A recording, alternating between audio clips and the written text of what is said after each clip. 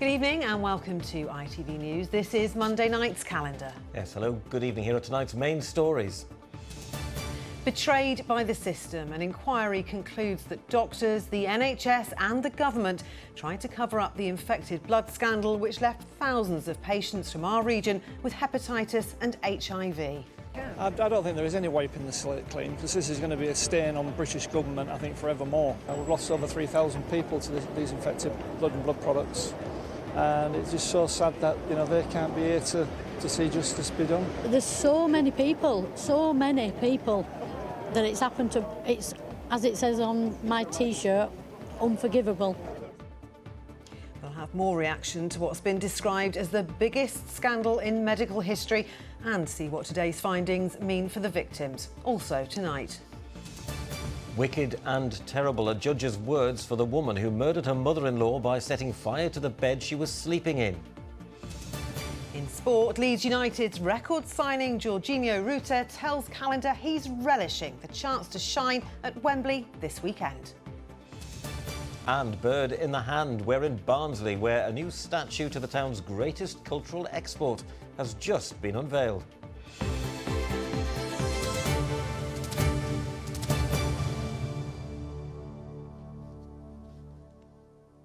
Hello, a very good evening to you. Well, first to that long-awaited report into the infected blood scandal.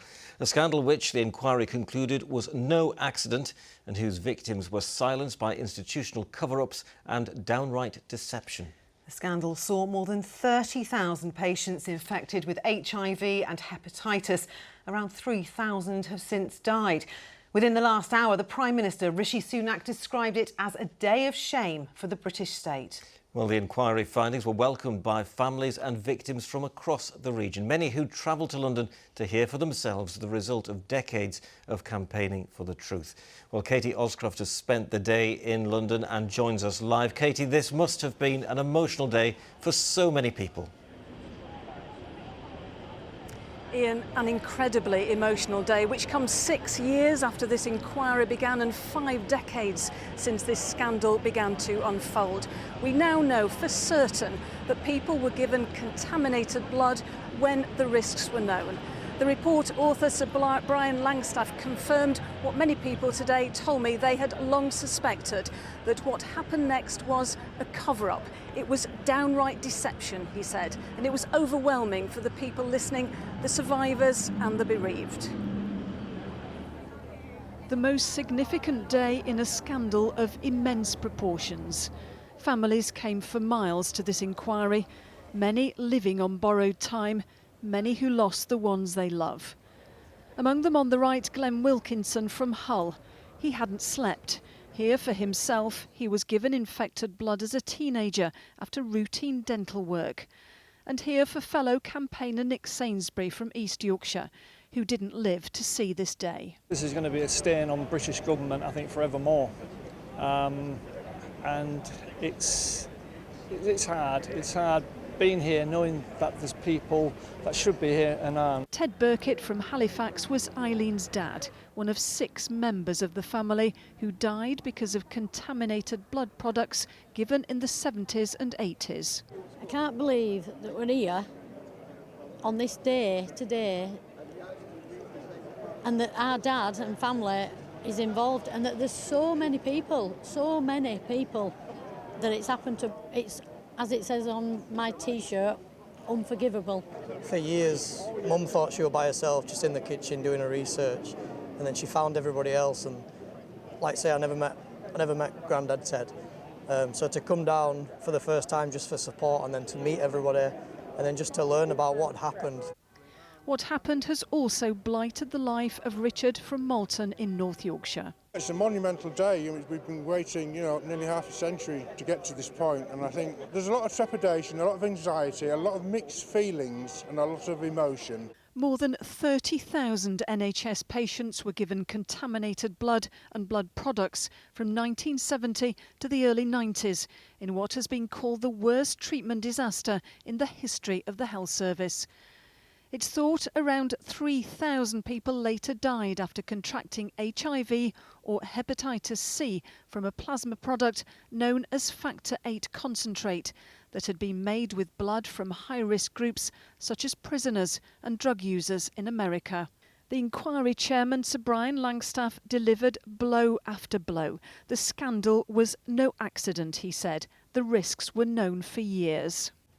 People put their trust in doctors and the government to keep them safe, and that trust was betrayed. And then the government compounded the agony by telling them that nothing wrong had been done. And for those to whom this matters the most, like Louise from Leeds, who lost her father Jack, there was relief, but still anger that this had happened at all. To actually have today and have some official vindication of the fact that so many people were right, and so many people more or less deceived us and tried to lie to us, it's like we're closing one chapter, but the book's not quite finished. I feel like justice is being done to some extent, but this should never have happened. We wouldn't have to fight, we wouldn't have to be here today. The question mark over my health now. I'm living with quite serious liver disease, and I don't know what my future holds, or what might happen. So you feel like you're living on borrowed time very much, and you just hope that you'll live to be able to see compensation actually paid and have time to enjoy it. The shame of successive governments and the NHS is now on record for many who live with ill health and others who mourn for those who died needlessly. Well, Katie, a mixture of reactions there. What was the response from the Prime Minister to what was such a damning report? Well, Lisa, Rishi Sunak has been on his feet and speaking in the Commons within the past hour. He apologised, as the report clearly said that he must do, but not just for what happened to people and what is still happening to people, but also for the repeated cover-ups. This is a day of shame for the British state. Today's report shows a decades-long moral failure at the heart of our national life. At every level, the people and institutions in which we place our trust failed in the most harrowing and devastating way. Layer upon layer of hurt, endured across decades. This is an apology from the state to every single person impacted by this scandal.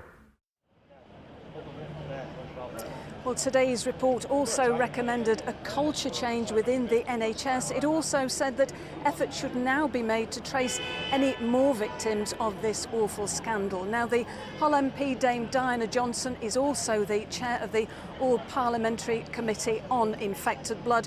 She spoke after the report and she said that there is still unfinished business.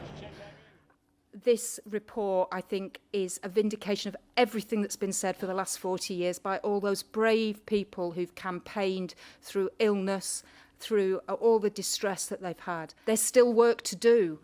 Sir Brian, last April, set out to government, you need to pay compensation. You need to pay interim payments to those who'd not received them, the parents who'd lost children and the children who'd lost parents. So a day many will have been waiting for a very long time, Katie, but what happens next? Well, Ian, you heard Dame Diana Johnson there speaking about compensation. This has been a sore point for some time. Tomorrow, the government will address this in a detailed report at lunchtime in the Commons. It's hoped that that is finally what people want to hear.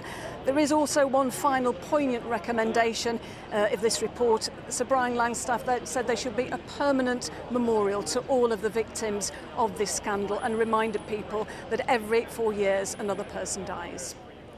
Katie Oscroft live in Westminster, thank you. Well, as today's report has laid bare, this scandal saw more than 30,000 people infected with dangerous diseases. More than 3,000 have died as a result.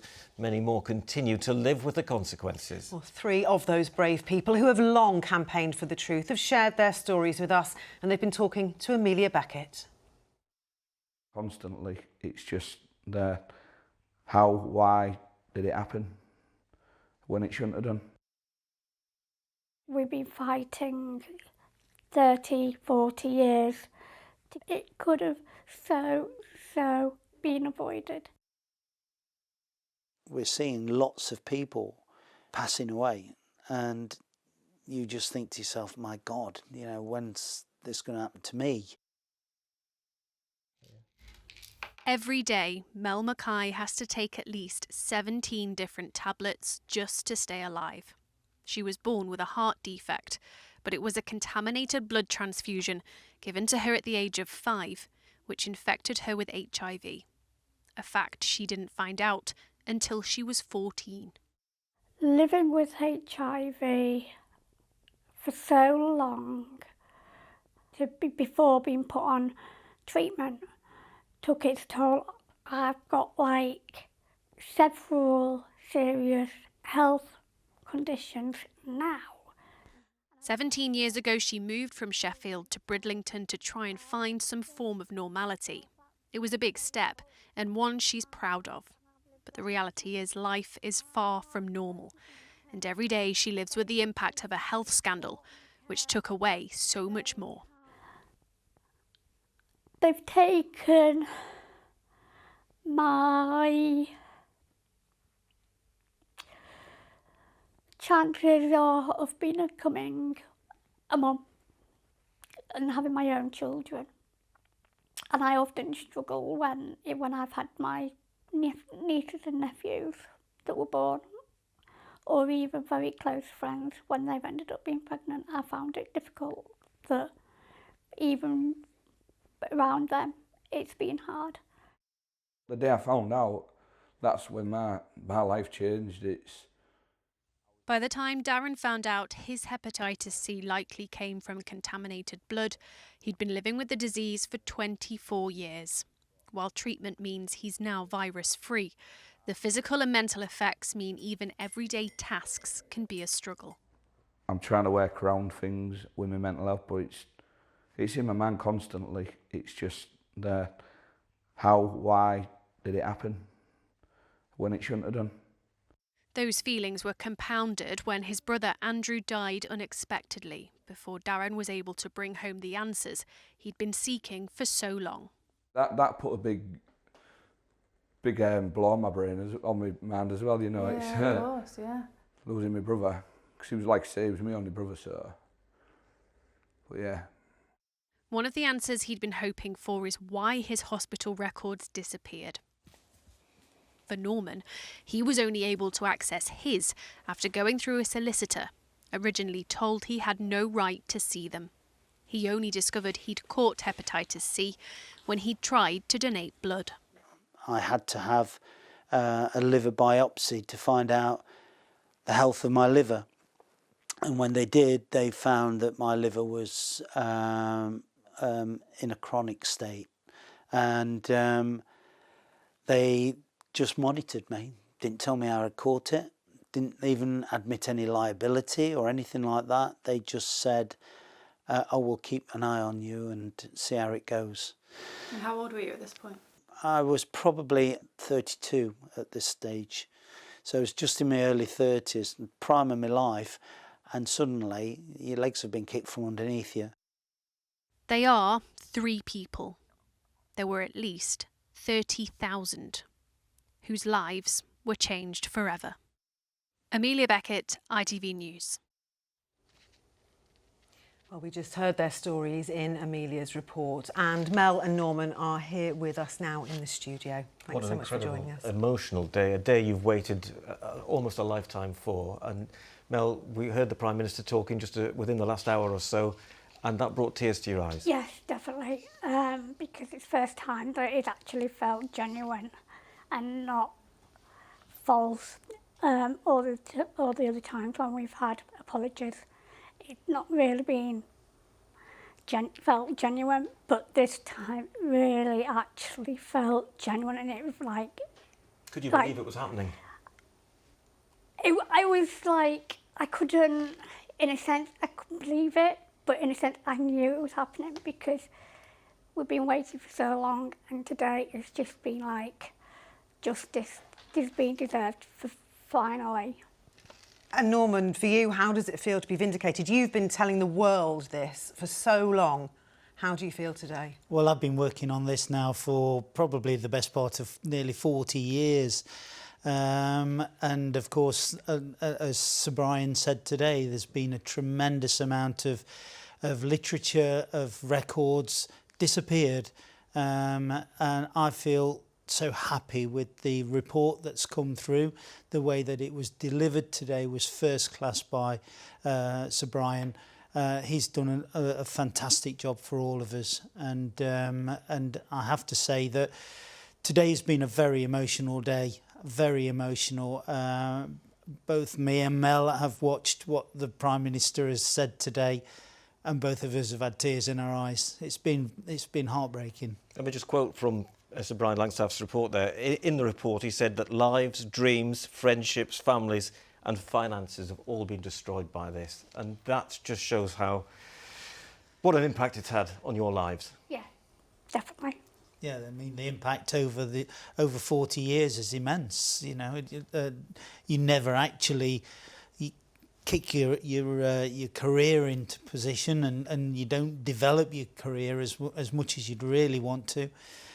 But I think it's long-term mental state that you get yourself in, and that's been a problem.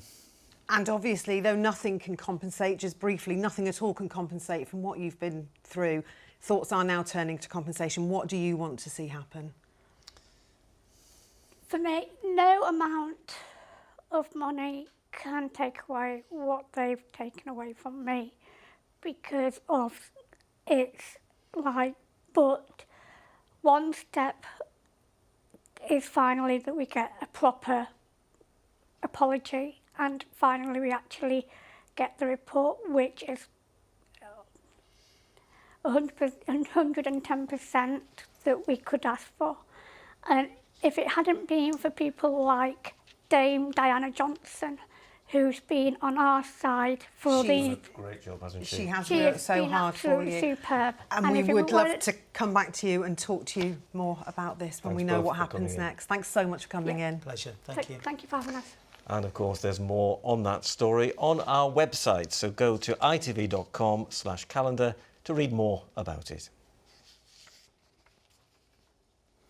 Well, a woman has been jailed for life for murdering her disabled mother-in-law by setting fire to her bed while she slept in it. 77-year-old Elizabeth Van Plu was deaf and unable to walk unaided. She died of burns and smoke inhalation at her bungalow in Newark in December 2021. The court heard 44-year-old Karen Van Plu started the blaze in the early hours of the morning to gain inheritance money to help pay off huge debts. She's been sentenced to a minimum of 32 years. The owner of Meadowhall has sold its £360 million stake in the shopping centre after 25 years. British Land handed over its 50% holding in the centre to partner Norges Bank Limited. It says it's part of the company's plan to move money towards investing in retail parks. Time for some sport now, and tension is building for Leeds United's trip to Wembley at the weekend for the Champion playoff final against Southampton. Yes, it's a huge week for Leeds. Our very own Arif Ahmed sat down for a chat earlier today with record signing Jorginho Ruta, and he started by asking him how much he's looking forward to playing at Wembley. You know, it's the first time for me to play a final in Wembley. Gonna be amazing, you know, it's a dream for every kid. And we are in the final in Wembley. We play very good in semi-final to Norwich, so I think everybody is happy. And now you have to do something special there. And this is your first full season at Leeds. How much have you enjoyed it so far? Yeah, it was very good. It was very good compared to last season. So this season I enjoy my football. The team is great with me, the staff as well. So everybody is good. So yeah, I enjoy so much my season. Yeah. When you joined in January last year, you joined for a club record fee as well. Did that weigh heavy on you? You know, it's hard when you come from a country like no pressure, and here you have a bit pressure. Is England, you know, it's the best. You know, it's the best football in the world. It's like the NBA, but for football, you know. So it's hard when you come for a big prize, but you know, I choose this sport, so I have to be ready for that. And the fans have been incredible this year. You know, we had the noise just on Thursday, for an example. Are they really the 12th man when the going gets tough for you? Yeah, they help me a lot. You know, when everybody gonna be happy when everybody sing your name. You know, so yeah, I'm very happy, and You know, when I was kids, it was a dream, you know, when everybody's singing your name. So yeah, I'm very happy for that. And if you can get back with something Sunday, gonna be great. Away from football, what does your junior router like to do away from football? Whoa, a lot of things. I like to see my horse, because I have horses. Yeah. So where did that come from? When I was young. When I was young with my dad, I was to the race course and enjoy the horses. But, you know, I was young, so... Did you ride? No. Oh, maybe like a little one when I was young, but not now. And so, yeah, I go look see my horse. I play PlayStation. I play sometimes tennis.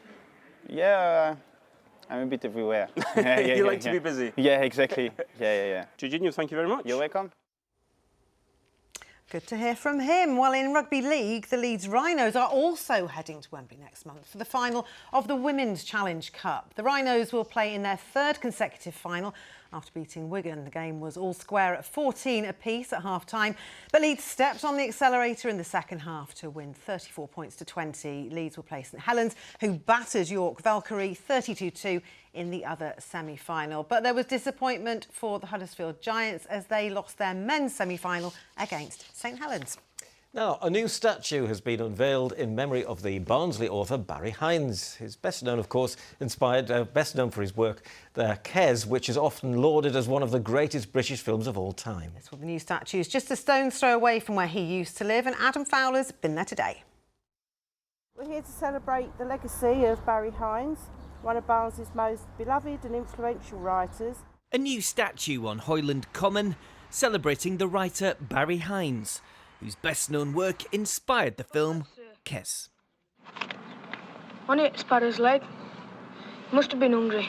Must have been starving. Through Di Bradley's earnest performance as young Billy, Kes reflected the gritty realities of 1960s South Yorkshire. It inspires people to do what they want to do and to not listen to people saying that they can't do what they want. It shows us how people were brought up in Barnsley back then. That's what I mostly think about it. It's representing how much the community has developed over such a period of time. The children have been studying the novel after school. We try to instill a love of learning with our students, so if we can relate it to their local history and their local environment, they really buy into it, and it's really exciting for them to come and sort of see a local literacy hero really being celebrated. And the statue has proved a hit with locals, many of whom remember the author well, as he lived just over the road.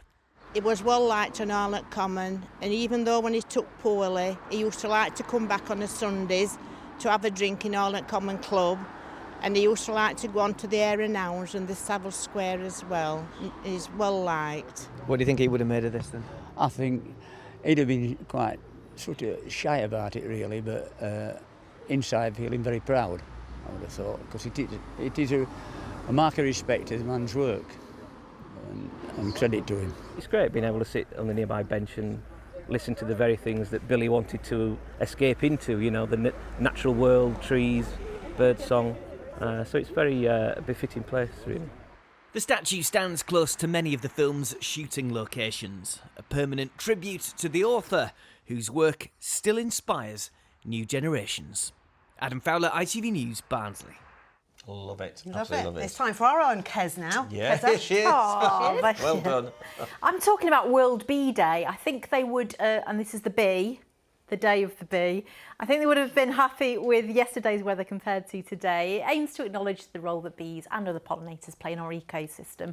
So I've got some bee facts for you, and a big thank you to John for this great big close-up of a bee that I asked for earlier on last week. 90% of wild plants depend on animal pollination, and 1 in every 3 mouthfuls we take of our food depends on pollinators, including bees. So I've put loads more info, how to encourage bees into your garden, and more of your photos on our website, including the pollen forecast and of course the weather. And a big thank you for all your bee photos. They've been absolutely amazing. There's 250 species of bee in the UK, but they don't like rain. It dilutes the nectar apparently. So is there any rain in the forecast? Let's take a look.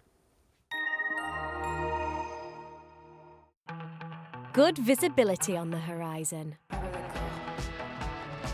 TUI sponsors ITV Yorkshire Weather. Yes, not quite as pretty today as it was during the course of the weekend, where the majority of us saw plenty of blue sky, especially yesterday, and feeling nice and warm in the sunshine. Despite a breeze at the coast, still some decent spells of blue sky here. Today we saw a little bit more in the way of cloud cover. You can see that on this morning's satellite picture. During the afternoon, trying to thin a little bit and break out towards the coast and down in the south towards Derbyshire and South Yorkshire. But for North and West Yorkshire, a very slow process with a gradual improvement during the course of this evening.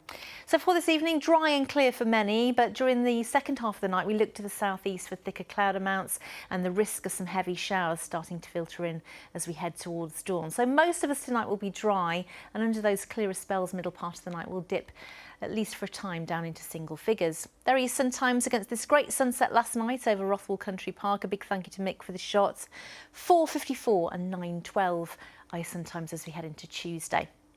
So don't take the showers as exact as we head into tomorrow, but we are expecting a few heavy ones to push through during the very early part of the morning.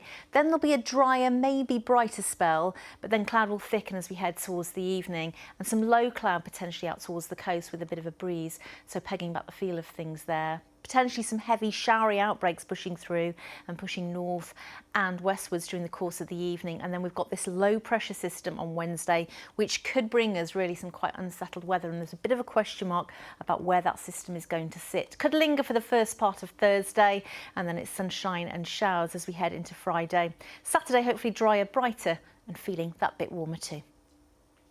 TUI sponsors ITV Yorkshire Weather.